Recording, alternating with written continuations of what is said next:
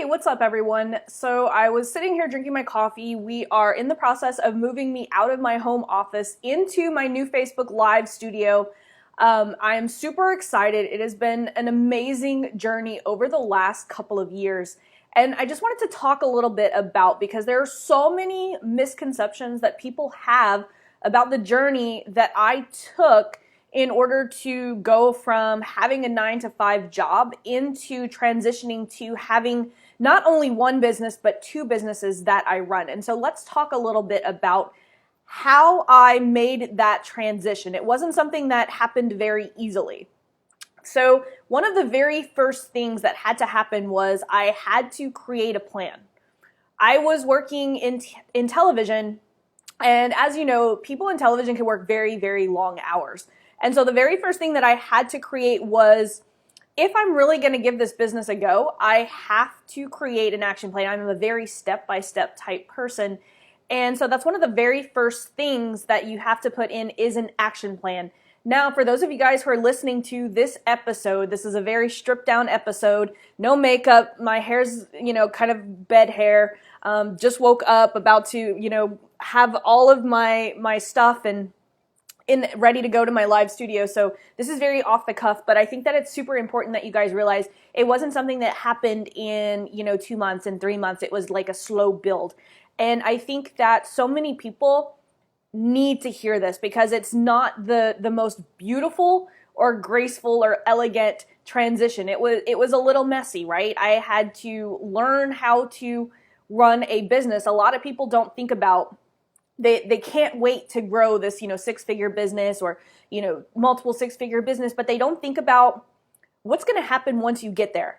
And that was one of the things that I struggled with. Was once I got to that first six figures, it was easy to make that second six figures, but I struggled with, okay, I've got all these clients, I've got all these programs, now what, right? No one ever thinks that they're just like, I need to get to this income goal, because there's a lot of talk about like what gurus say, like you need to be getting, all of these clients and scaling. And I kind of fell, I don't want to say victim, that's not the right word, but I kind of fell into that internet marketing trap where, people wanted to push me into that high ticket space. And I had a complete different mission as to why I started my business.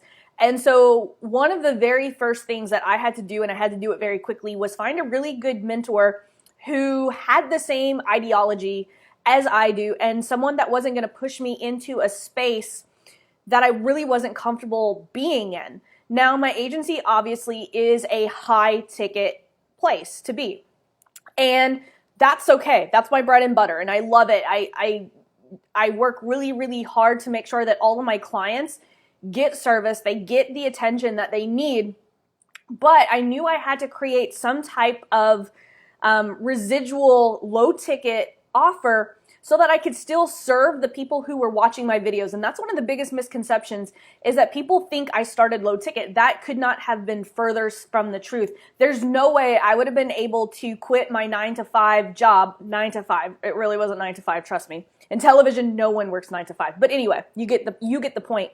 What I had to do was create some type of program that was going to service the people who are watching my videos. Obviously, I can only scale my agency by so much. It's manual work for me, right? It's application and technical. And in order to serve my agency clients, I can't, take on too many clients. And so that's how I created all of my other programs. But I was only able to create those low ticket programs because I was getting results from my clients in my high ticket. And I literally just started doing case studies and videos and then sharing them with my people who obviously could not afford to hire me to do the ads for them.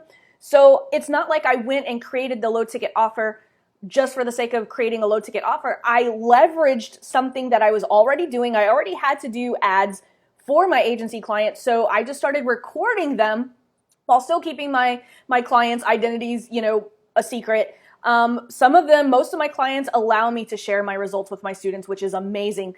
But so I basically am making money off of something that I'm already doing. I didn't go and create a course for the sake of creating a course. I created course modules based off of something that I was already doing. And that's something that's super, super important that I want you guys to realize, that it wasn't just something that I woke up one day and was like, I'm going to create a $7 program.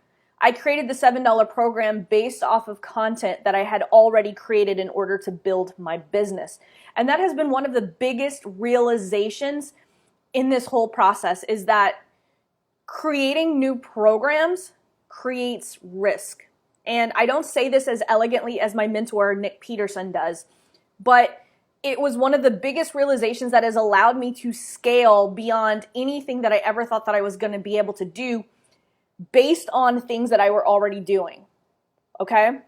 So people ask me, well, Laurel, how did you come up with the content for the $7 program? I didn't come up with the content for my $7 program.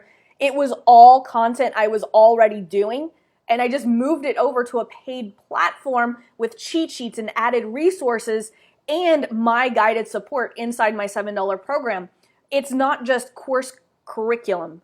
I'm actually in there helping my students achieve what I'm achieving in my agency in their businesses, utilizing the strategies that I'm using in my agency. So all of my $7 students get to tap into everything that I'm doing inside my agency, and we have live coaching calls. We have all kinds of really fun things that we do together.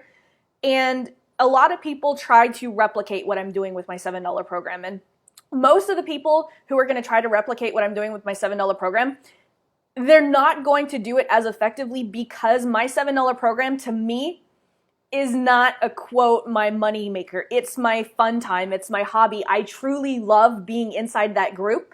And the reason that my students in that $7 group get good results is because I am super dedicated to actually being in there and doing it. A lot of people want to create these $7 memberships just so that they can make passive money. To me, it's not about that. To me, I created that $7 group in order to help more people.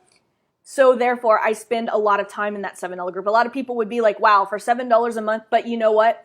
That's where my fun stuff is. So that is how and why I created that $7 program. So if you're interested in learning Facebook advertising and YouTube advertising and Instagram advertising, because I've now added Instagram and YouTube training into the mix, because I just believe that video marketing needs to be shown on all platforms. And so what I'm helping my students do are build videos with good content that will give value and add impact to their audience. And then I'm just simply showing them how to use YouTube and Instagram and Facebook advertising in order to explode the reach. But a good ad always starts with good content. That's super, super important. No matter how good of an ad that you create, if the content sucks, you're not going to get those conversions. I hope that you guys got a lot of value out of this off-the-cuff episode today, but I just felt like it was something that I really wanted to share, because so many misconceptions. I know that you guys are seeing the glitz and glamour of